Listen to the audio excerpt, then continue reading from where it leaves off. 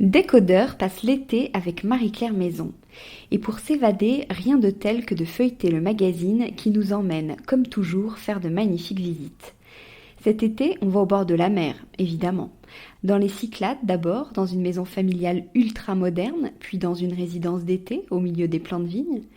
Quelques pages plus loin, on se retrouve en Nouvelle-Zélande, dans un cottage de verre, puis en plein cœur d'Essaouira, dans un riad aux mille et une couleurs, et attention les yeux, dans un cube de béton brut qui surplombe l'Atlantique. Bref, cet été, inspirez-vous avec le dernier numéro de Marie-Claire Maison. Bienvenue sur Décodeur, le podcast qui parle de celles et ceux qui font la déco aujourd'hui. Je m'appelle Hortense Leluc et à chaque nouvel épisode, j'invite à mon micro un architecte ou un designer, une marque reconnue ou émergente, un entrepreneur ou un influenceur, quelqu'un que vous allez connaître ou pas, mais qui dans tous les cas va nous parler déco.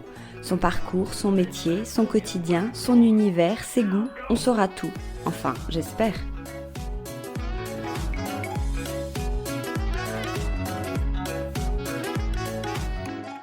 Bonjour à tous, merci beaucoup d'être là pour ce rendez-vous déco. Pour ceux qui écoutent pour la première fois, bienvenue. Surtout, n'oubliez pas de vous abonner à ce podcast pour ne pas rater les prochains épisodes. Pour changer de mes introductions précédentes, je vais vous raconter une histoire. En 1860, Antoine Roset, l'arrière-grand-père de Michel Roset, que je reçois aujourd'hui, habitait en Haute-Savoie, entouré de forêts de hêtres. Il a l'idée de créer une entreprise de cannes pour ombrelles. Vous savez, ces ombrelles que les femmes du début de siècle ouvraient aux premiers rayons de soleil. Mais cette mode disparut au fil des années, alors pour rebondir, il décida d'utiliser ses tours à bois pour fabriquer des pieds et des barreaux de chaises, voire des chaises entières. Son fils Émile lui succède, puis son petit-fils, Jean. Nous sommes au moment de l'après-guerre et la petite entreprise prend vite une tournure industrielle qui meuble les collectivités, des universités aux hospices. Dans les années 70, la marque Ligne Roset est officiellement créée et se tourne vers les particuliers. Le célébrissime canapé Togo naît, la suite de l'histoire avec Michel Roset, directeur général du groupe Roset. Bonjour Michel. Bonjour. Alors vous, à quel moment êtes-vous arrivé dans cette aventure familiale ? Jean, c'était votre père donc. Oui, Jean, mon père, qui a fait l'essentiel. Je me permets de saluer là sa mémoire, puisqu'en fait, c'était un entrepreneur très moderne dans la mesure où très rapidement, il a tourné l'affaire vers l'exportation avant tout le monde. Et je dirais, il a su s'entourer également de gens pour exporter. Il a su s'entourer de créer une marque, je dirais, pour échapper un peu aux fourches caudines de la distribution.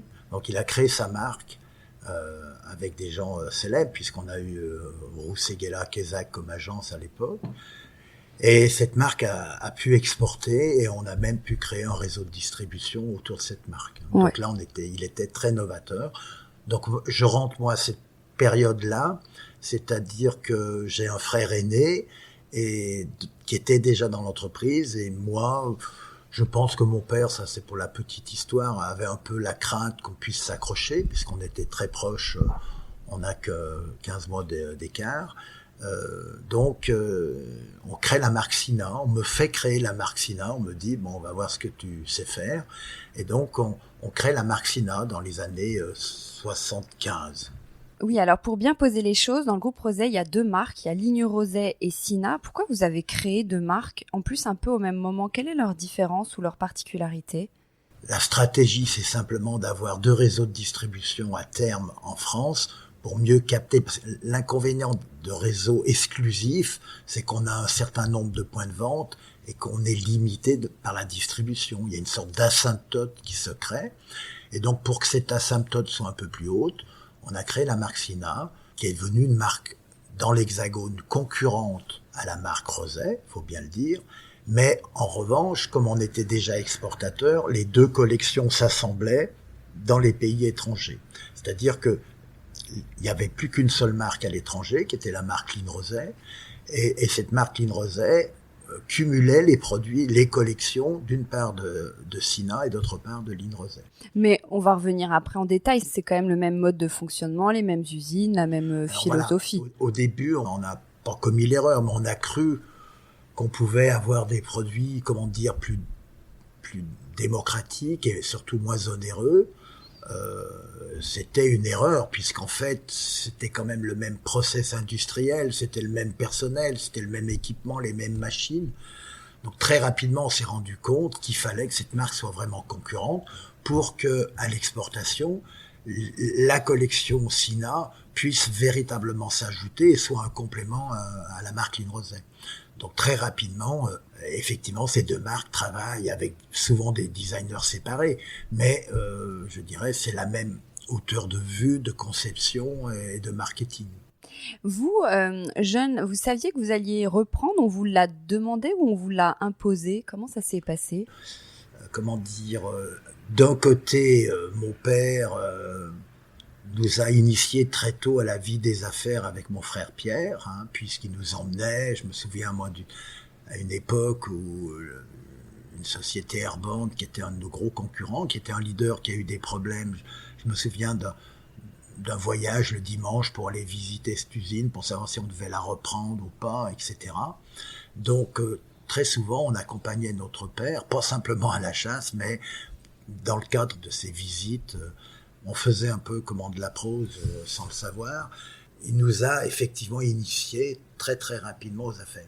Donc moi, je suis rentré 2 ans après. Effectivement, on a fait le deal de dire, bon, ben, on veut créer une deuxième marque. La marque était déjà déposée, il y a la collection à faire, etc.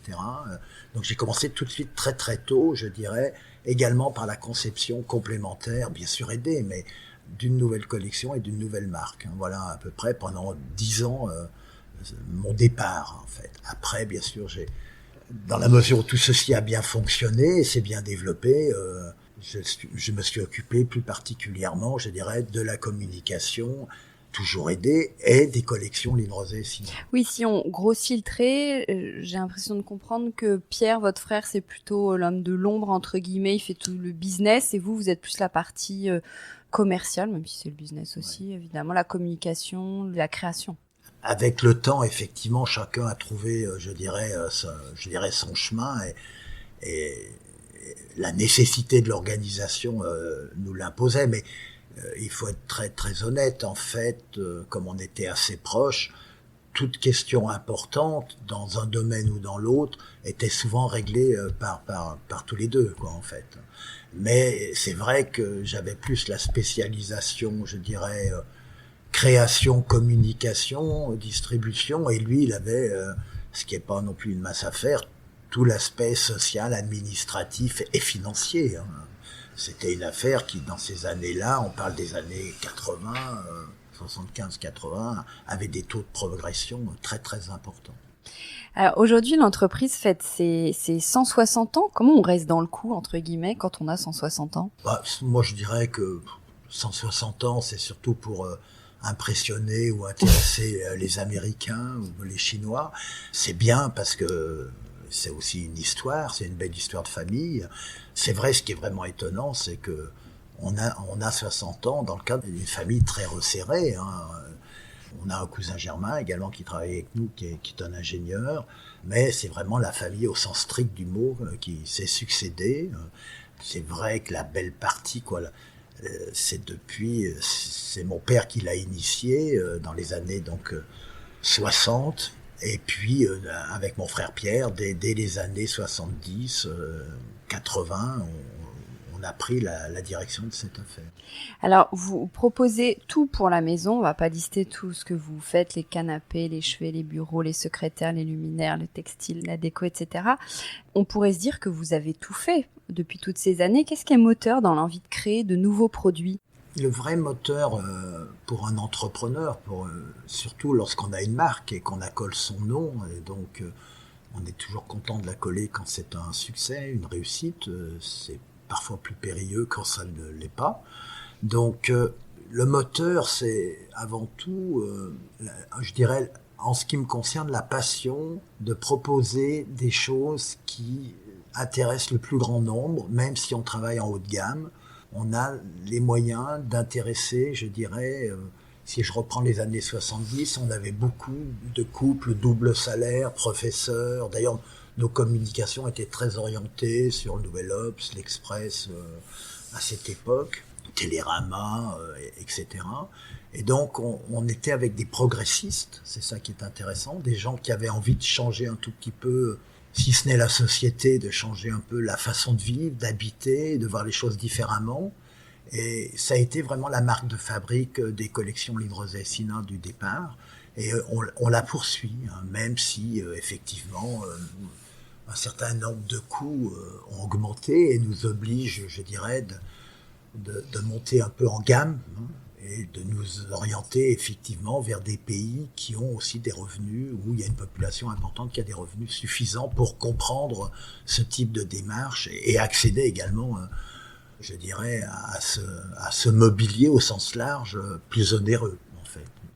À quel rythme vous créez? Vous imposez un rythme saisonnier, printemps, été, automne, hiver, ou c'est à votre guise? Alors, effectivement, la particularité, pour mettre en œuvre cette politique dont je viens de parler, c'est qu'on a nos bureaux d'études, véritablement. On a un bureau d'études meubles, un bureau d'études sièges, on a un bureau d'études également pour tout ce qui est l'accessorisation, hein, c'est-à-dire les petits meubles, le luminaire, le tapis, etc., la décoration. Et tout ceci est créé. Il n'y a pas un produit qui sort sans un designer, sans le nom d'une personne. Et tous les noms sont, je dirais, imprimés dans les catalogues, etc. Ça, c'est un premier point. Donc, on doit travailler à peu près avec une centaine de designers.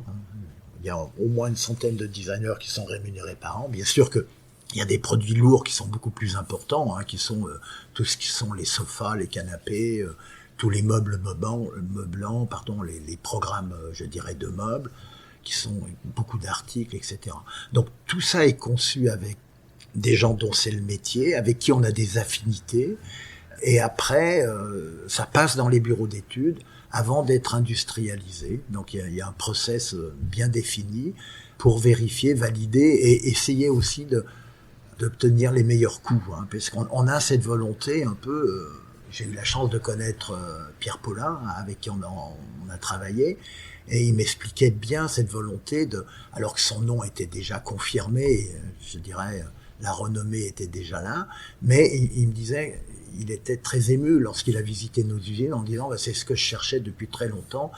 Vous avez un réseau de distribution, vous touchez quasiment le monde entier et vous allez faire connaître, je dirais, véritablement à des populations importantes mes produits, et ce que j'ai voulu faire, etc. Et c'est vrai que c'est pas facile, mais c'est un plaisir d'en arriver là.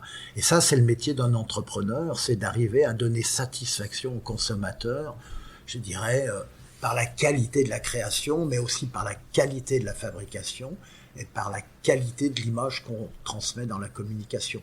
Et vous voyez, ça fait 3 chapitres, ça fait 3 métiers différents, et c'est voilà tout ce qu'on fait quotidiennement. Mais en même temps, j'ai l'impression qu'il y a quand même un peu 2 stratégies. Vous voulez asseoir un positionnement un peu haut de gamme, luxe dont vous avez parlé, et en même temps, vous voulez toucher quand même beaucoup de monde, développer des gammes accessibles. Comment c'est compatible ? C'est compatible, comment dire, déjà, c'est vrai que par la conception un peu avant-gardiste ou plus progressiste ou très novatrice, on touche qu'une partie du triangle. En fait, il y a 2 problèmes. Il y a le problème de qui apprécie quoi, quelle culture ont les gens, et là, on est quand même dans un triangle qui est assez mince et étroit, et ça sert à faire l'image. Et les étages inférieurs, qui sont pas inférieurs au niveau de la conception, mais en matière de prix, par exemple, sont quand même issus, je dirais, des catégories supérieures, des segments supérieurs, mais avec une volonté plus industrielle afin d'avoir, je dirais, de meilleurs prix. Donc en fait, dans nos collections, effectivement, si je fais simple, il y a un haut de gamme et il y a aussi quelque chose qui est plus milieu de gamme. Voilà. C'est une différenciation quand même par les prix. Vous vendez aussi beaucoup à l'international, je crois que c'est plus de 60%, plus de 70% de votre activité. Oui, mais c'est ça depuis maintenant, je sais pas, une vingtaine d'années à peu près. Hein, quoi. On dirait qu'il y a plus de 2 produits sur 3 qui, lorsqu'ils sortent de Briord, France, où on est, les petits villages dans lesquels on est établi, depuis ces usines qui sont dans le département de l'Ain essentiellement, un tout petit peu dans l'Isère aussi, il y a plus de 2 produits sur 3 qui, chaque jour, est destiné à l'exportation. Vous avez combien de magasins en France ? En France, on a deux marques, donc c'est un peu compliqué la réponse, mais quoi, on a deux marques, Line Rosé et Sina. Tout d'abord, on a environ 55 magasins intégrés qui appartiennent au groupe. On parle de groupe non pas par modestie, mais parce qu'on est obligé de distinguer les deux marques. Et donc en France, on a à peu près 120 magasins pour distribuer les deux marques, tout réuni. Et puis à l'étranger, si on compte l'ensemble du monde, on est à peu près dans 750 magasins. Il faut être honnête aussi, certains magasins ne sont que des corners et ne sont pas des magasins autonomes comme ils peuvent exister, je dirais, dans les grandes capitales. Quel regard vous portez, vous, sur le monde du design aujourd'hui et de la création avec toutes ces marques qui se lancent, du coup, votre marché est devenu très concurrentiel. Comment vous vous adaptez pour conserver votre place et maintenir les ventes, ce qui n'était peut-être pas le cas il y a 20 ans, ça devait être plus facile? On a ce grand savoir-faire d'avoir une organisation très aboutie, en fait, avec une importance primordiale à la conception, avec des bureaux d'études, comme je l'ai dit, indépendants qui sont placés sous la direction générale et séparés directement, je dirais, au niveau du pouvoir et de l'administration des directions techniques et de production. C'est-à-dire que véritablement, ce sont des espaces où tout designer peut passer 2 jours, 3 jours, peut véritablement, bien sûr, encadrer avec des gens, on appelle ça des prototypistes d'élite, qui sont soit des tapissiers, soit des couturières, etc., soit des gens qui travaillent le métal. Tout ça est intégré chez nous. Donc, on peut véritablement construire dans ces bureaux d'études, une fois que la direction a donné son blanc-seing, ce qu'on veut. On sait tout faire. C'est pour ça qu'on a le département Line Rosé Contract qui se développe très très fort, parce qu'on a ces bureaux d'études. C'est-à-dire qu'on est capable de répondre très très rapidement à de nouvelles architectures, à de nouveaux matériaux, à des mélanges, des associations que les autres ne peuvent pas faire. Donc on a cette force, je dirais, qui est la force de conception et de création, et qui, effectivement, nous apporte beaucoup de clients et de demandes à l'exportation. Alors qu'on en aurait peut-être moins besoin dans un pays comme la France, en fonction de la réputation et de la notoriété de la marque. Bien évidemment, les collections, il y a cette partie haut de gamme créative, et puis il y a le reste où, effectivement, on s'adapte avec les directions marketing pour apporter toujours des produits signés, mais qui ont un coût, je dirais, plus abordable. Combien de temps il faut pour créer une collection, par exemple ? Justement, on est réputé pour, je prends l'exemple, on sort de 2 salons importants, puisque il y avait le salon de Cologne, qui est un salon très très important pour l'exportation, pour nous, et puis Maison et Objets, qui est un salon qui rayonne essentiellement sur la France, même s'il y a des prospects étrangers, mais donc on sort de ces salons et donc d'une nouvelle collection. Donc là, on a de nouveaux designers. Par exemple, cette année, on présentait Erkner, qu'on connaissait bien, que je connaissais bien, parce qu'il faut savoir que on est très demandé en matière de design et de création. Donc, on a la chance que l'offre soit nettement supérieure à la demande et qu'on doit faire le tri, ce qui est pas toujours facile. Donc, par exemple, Erkner, on a sorti un nouveau sofa, une certaine qualité, je dirais bien vue, parce que elle a remporté un succès à peu près de partout. Mais il y avait également son tapis, quelques tables basses, un luminaire qui était pas encore là, mais qui va arriver l'an prochain. Mais donc, ce que je vais expliquer, c'est que c'est pratiquement un designer avec une petite collection qui arrive, et ça nous permet de mettre en magasin déjà les accessoires et l'environnement, et d'arriver avec de l'architecture intérieure, en fait, transmissible assez rapidement dans les magasins et ensemble. C'est-à-dire que on fait des pré-architectures intérieures pour nos magasins, en fait. Et ça, c'est intéressant. C'est l'avantage de tout trouver au même endroit. Et bien sûr, je dirais, ça a le même goût, c'est la même odeur, et c'est la même définition marketing par rapport à une communication. Donc on est assez cohérent à ce niveau-là. Vous parliez des designers, effectivement, vous avez collaboré, vous disiez, avec une centaine de designers, qu'ils soient débutants ou très connus. Comment vous les choisissez ? Sur quels critères ? Pourquoi tel designer pour tel produit ? Vous imposez un produit ou comment vous travaillez avec eux ? Alors, première chose, c'est un peu comme en matière financière, vous avez des banquiers privilégiés parce que ce sont eux qui, à la limite, vous font le plus de prêts, etc. Donc, effectivement, il y a quelques personnalités, quelques individus plus ou moins connus qui ont été retenus par l'entreprise, avec qui on travaille, je dirais, sur un moyen long terme. Puisque nos produits, d'ailleurs, durent assez longtemps. C'est un autre particularisme. Vous parlez du Togo, un produit qui a 45 ans.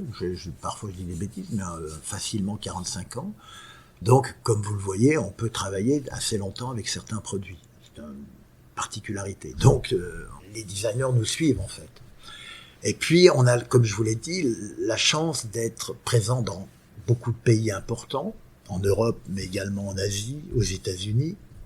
Et là, ça draine, en fait, nos collections et nos magasins drainent des demandes, en fait, et drainent vers nous, vers mon assistante, qui ne fait pratiquement que ça, un nombre de dossiers considérable.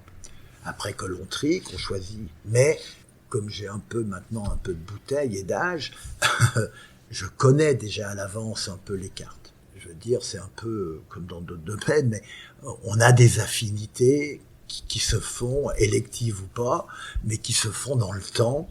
Je vous parlais d'Erkner, je le connaissais depuis 4 ans, hein, là où la presse parlait pas du tout de lui. Mais il faut qu'on ait la place, il faut qu'on ait les besoins, etc. Il faut que les besoins des collections puissent tomber face à la bonne typologie de designer. Puisqu'en fait, un designer n'est bon que s'il a lui aussi la volonté, la passion, l'envie de faire quelque chose, qu'on lui laisse une certaine liberté, mais qu'il tombe pas devant un devoir de vacances épouvantable pour gagner des sous. Voilà. Donc ça, c'est ce qu'il faut éviter. Donc ça, c'est un peu mon rôle aussi, c'est de savoir véritablement ceux qui ont envie, et puis ceux qui sont bons aussi. Parce qu'on sait reconnaître sur les dessins, sur les crayonnés, malgré l'avance, je dirais le 3D, qui est souvent un piège, on sait reconnaître, on a pas mal de professeurs de design dans nos équipes. Hein. On travaille beaucoup avec des gens qui sortent de l'ENSI, de Saint-Étienne et de plein d'autres endroits, hein, des arts déco. Et moi-même, je suis à certains jurys. On a été, l'entreprise Roset a été membre fondateur de la création du VIA, qui existe, qui est un organisme, je dirais, de la profession, hein, de nos syndicats professionnels, et qui travaille justement dans la valorisation de l'innovation de l'ameublement. Et puis, par plaisir, la société SINA a créé un concours qui existe maintenant depuis plus de 10 ans, 11-12 ans. Et ce concours, chaque année, nous permet d'abord de donner des prix, de classer au moins 3 produits, un prix du public, je crois, et 2 prix par catégorie. Et ces prix, souvent, on les réédite. Et en même temps, on n'en réédite que 3 ou 4, mais en fait, derrière, on a un fichier de jeunes étudiants sortant des écoles. On a une base de données très, très importante. Oui, le jeune designer ne vous fait pas peur. Ah, au contraire, non. Nos racines, elles sont des racines progressistes, des gens qui veulent changer un peu la façon de vivre, qui n'ont pas envie de s'ennuyer chez eux, qui sont intéressés par la culture, par l'architecture, et qui ont compris que la qualité nécessite un tout petit peu d'investissement et de moyens. Et cette clientèle-là, effectivement, elle apprécie les changements, les nouvelles directions, les nouveaux matériaux, etc. Donc, souvent, ce sont les jeunes designers ou architectes qui apportent ce paramètre de progressisme qui est quand même très nécessaire dans ce qu'on fait. En parallèle, vous faites aussi beaucoup de rééditions. Pourquoi ? C'est plus facile ou c'est un succès assuré ? C'est vrai que c'est une bonne question. On pourrait se dire, pourquoi, avec tous les nouveaux et toutes les demandes que vous avez, pourquoi vous rééditez des gens ? Alors, on a commencé à se rééditer nous-mêmes, parce que lorsqu'on a su faire, il y a 30 ans ou 40 ans, des produits qui étaient justes par rapport à une certaine période, et qu'en matière de marketing, on voit que quand même, une génération ne connaît pas exactement la précédente, et ça c'est vrai, et que la roue tournant, la demande, l'appétit, je ne vais pas employer le mot de mode, mais les tendances ou les influenceurs ou ce que vous voulez regardent les années 70, on se dit, là on n'était pas mauvais déjà dans les années 70. D'où certaines volontés de réédition qui viennent montrer que la marque a une histoire, a un passé, et on vient prouver même, je dirais, que dans ces années-là, on avait parmi les meilleurs produits et des tendances excellentes. Et comme on les a perdus dans le temps, c'est bien de pouvoir les rééditer. Donc là, Line Roset vient de sortir l'Asmara, un produit fabuleux, hein, à l'époque où en 68 on disait vivons couchés plutôt que assis. Et puis après, il y a eu cette possibilité de la famille Paulin de nous demander de collaborer, de rééditer effectivement Pierre Paulin. Et ça, c'est vrai, comme c'est quand même un maître du design français, qui a toujours été un mobilier qui m'a séduit, hein, parfait en matière de proportion, d'une très grande qualité et simplicité, quoi, le beau non décoratif, hein, et que c'était des produits très justes et qui ne vieillissent pas, et on en fait la preuve, puisqu'en fait, ce sont des produits qu'on vend très très bien, qui font partie de notre collection, que nous allons prochainement regrouper.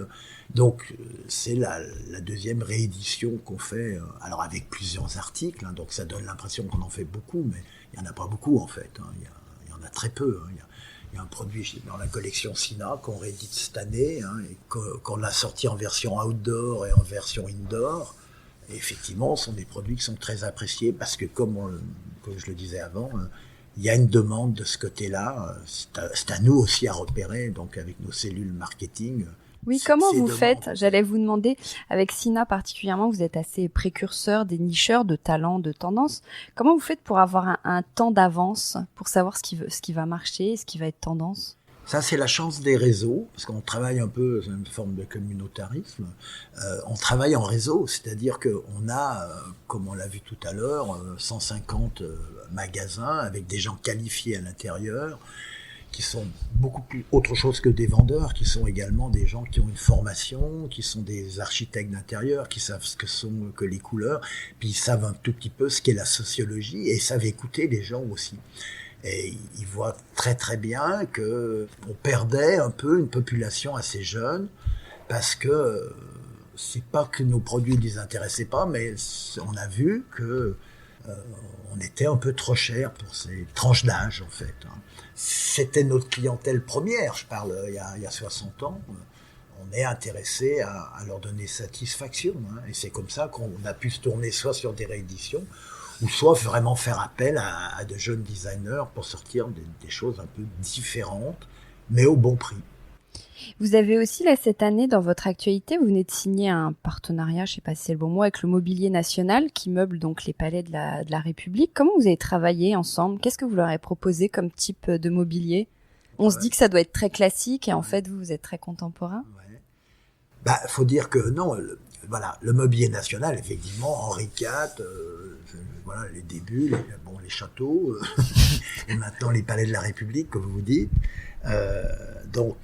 Mais il faut savoir que dès les années 60, avec Paulin, et puis grâce à Malraux, le ministre de la Culture à l'époque, ils ont créé l'ARC. Hein. Et l'ARC, qui est une association de recherche en mobilier contemporain, hein, à l'intérieur un département interne, et c'est eux qui ont fait justement sous Pompidou avec Paulin et plein d'autres. Ils avaient cette cellule qui a travaillé avec les plus grands de l'époque, hein, Olivier Mourgue et plein d'autres. Disons que le constat du nouveau directeur, c'est de voir que cette cellule n'était pas assez agissante. Donc, j'ai eu la chance, en travaillant étroitement avec Philippe Nigro, qui avait été retenu par le Mobilier National. J'ai été un peu associé au début à ces travaux, parce qu'en fait, je suis même ce qu'ils font pour d'autres, hein, pas directement pour nous. Donc là, c'était le cas, et le Mobilier National lui avait donné une sorte de carte blanche sur un projet, et j'ai suivi. C'était du meuble meublant, de très haute facture. C'est quoi du meuble meublant, je me permets? Meublant, c'est-à-dire c'est du bout de bois, c'est-à-dire qu'il y a du bois, quoi, voilà. C'était des meubles en bois de très très haute facture, mais ce sont des meubles, parce que le problème, un siège ou un canapé, c'est aussi du meuble. Donc à la limite, il faut distinguer un peu les départements et les usines. Donc là, c'était du meuble. Il a fait un très très beau produit qui a représenté je sais pas combien d'années de travail et ainsi de suite. Et avec lui, on s'est dit, mais pourquoi pas créer les assises qui correspondent à ça, même s'il y a un distinguo. Et on a présenté ce projet à Hervé Lemoine, qui est le nouveau directeur du Mobilier National, et qui a dit, ça tombe tout à fait dans ma politique, je veux relancer l'ARC on a besoin. Et il a été lui aussi très moderne, puisqu'en fait, nous sommes une entreprise privée, je dirais entreprise d'État. On s'est associé pour faire cette collection Nigro, là, et qui a été avec la collection Hémicycle, hein, qui va bientôt sortir, qui a été présentée et qui a eu un très très grand succès, je dirais déjà par les commandes qui ont été passées par les 2 salons de Cologne et de Maison et Objets, et puis également dans la presse, et je dirais avec tout le travail du Mobilier National qui est en charge aussi des ambassades, etc., d'un certain nombre de lieux de prestige et de qualité.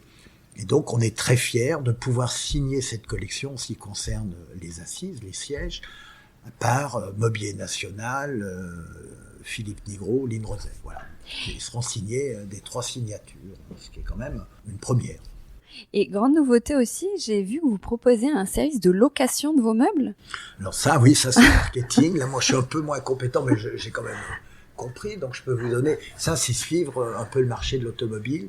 C'est dire aux gens, dès que vous pouvez mettre 10 000 ou 15 000 euros, nous, on peut vous proposer ce système.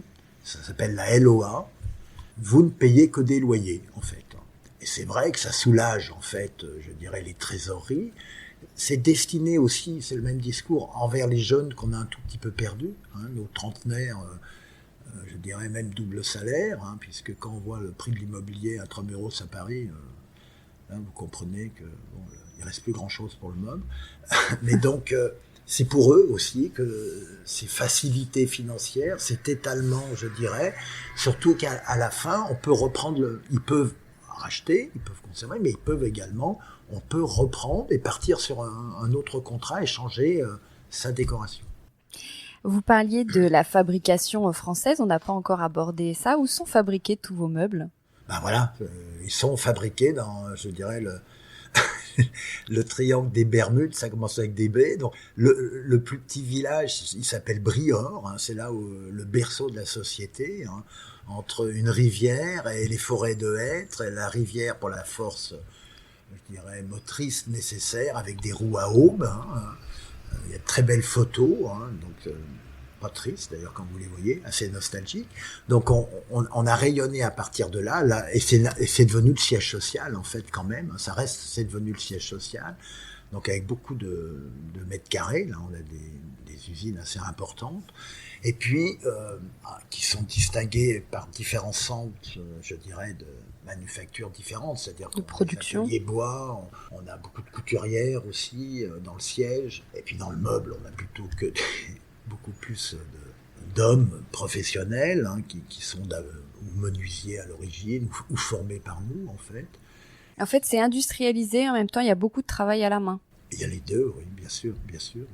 Mais on peut, quand je dis industrialiser, ça veut dire c'est trouver les process de fabrication qui nous font pas perdre du temps et qui nous permettent d'optimiser les temps de fabrication. C'est pas forcément, je dirais, il y a des choses qui nécessitent du travail à la main, ben on les fait à la main si on considère que c'est à la main qu'on doit le faire. Mais en revanche, elles sont organisées, ça se fait dans un ordre très précis, quoi.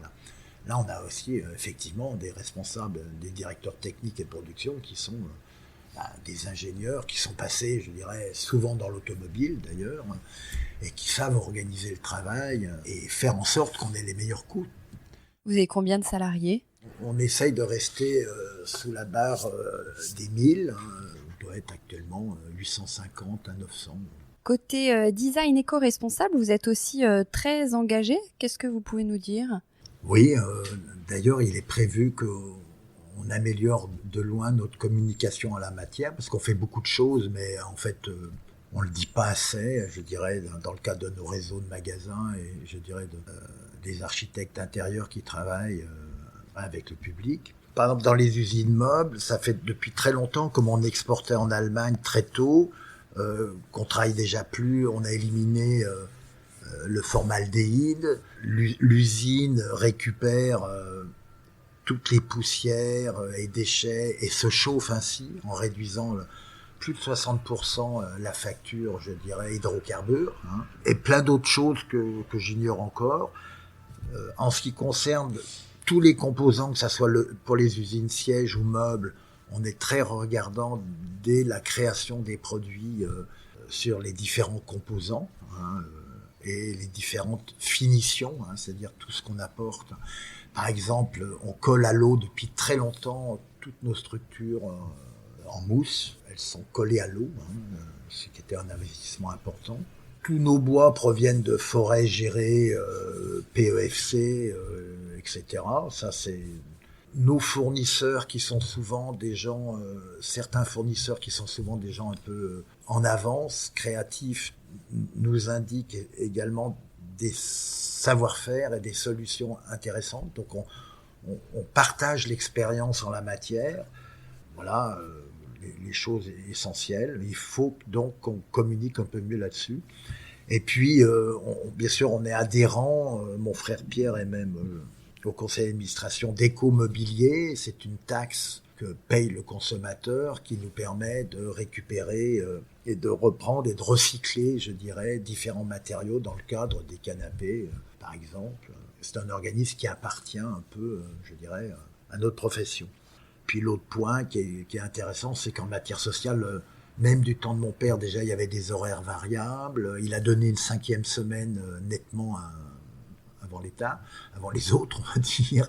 Et puis, on a créé une crèche aussi, ce qui n'a pas été facile, puisqu'on a beaucoup de couturières dans les usines de Briord.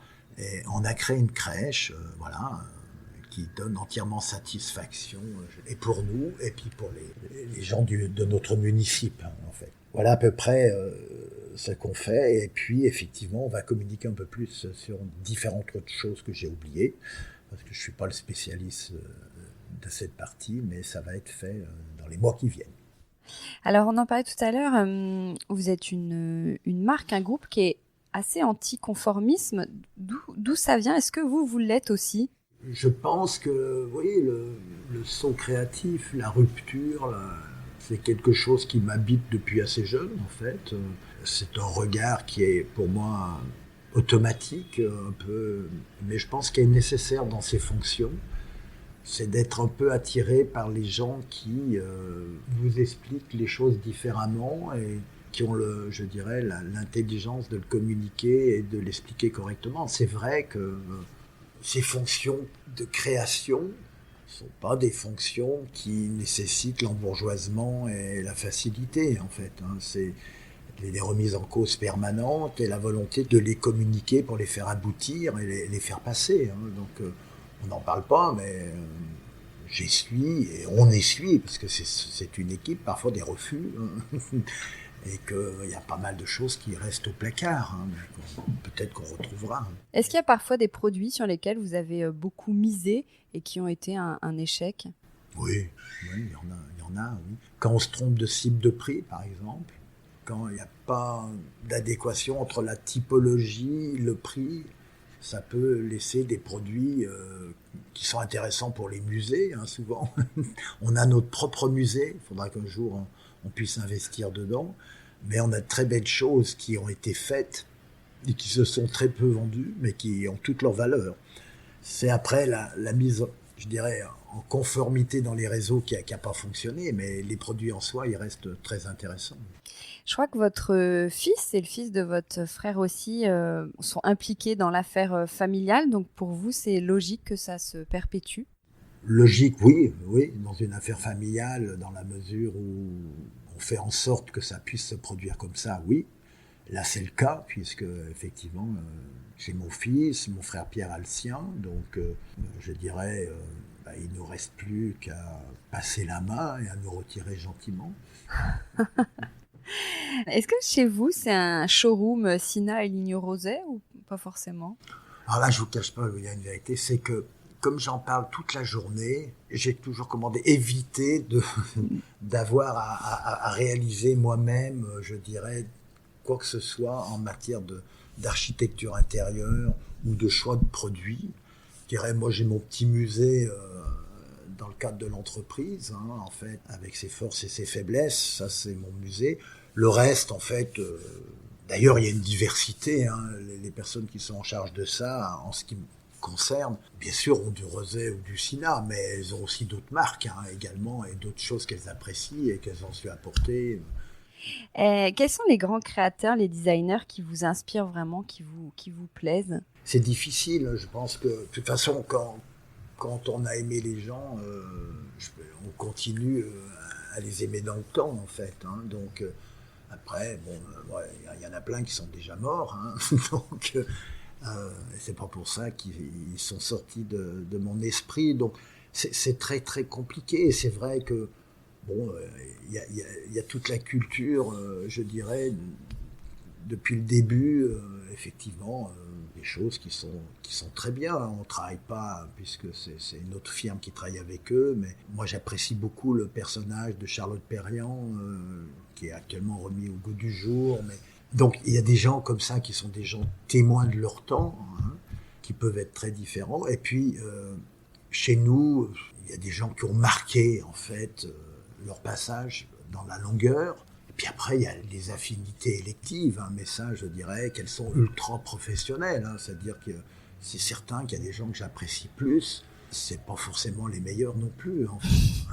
Tout dépend comment. Non, mais quel regard on porte? Est-ce qu'on porte un regard intellectuel, culturel et affectif sur certaines choses?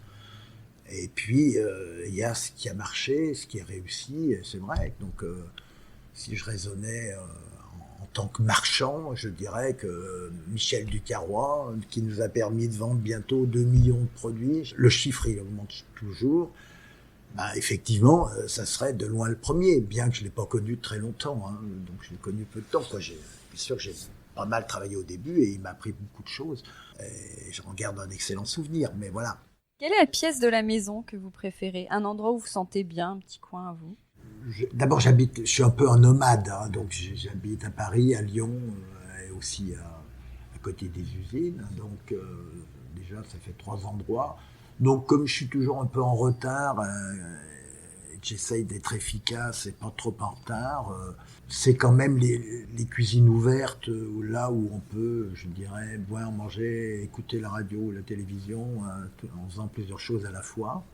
Mais quoi, tout compte fait, je suis pas souvent là non plus. Alors, on va terminer avec les questions à Watt 1000, qui sont des petites questions, vous allez voir, pas cher payées, comme on dit. Question à 6,20 €, le prix d'une carte Michelin. Donc, la plus grande de votre usine est à Briord, dont vous parliez tout à l'heure, dans l'Ain. Savez-vous comment on appelle les habitants? J'espère qu'on les appelle pas les briordures. Non, je connais même pas. J'ai dû l'entendre, mais j'ai déjà oublié. Oui. Les briolants. Briolant, oui, c'est pas très beau non plus. Non. Question à 599 €, le prix d'un ordinateur en promo pour se connecter à Internet. Quand on fait une enquête sur vous, on tombe sur 4 profils de Michel Rozay. Donc il y a Michel Rozay qui est un écrivain, Michel Rozay un cardiologue et Michel Rozay un chef en cuisine.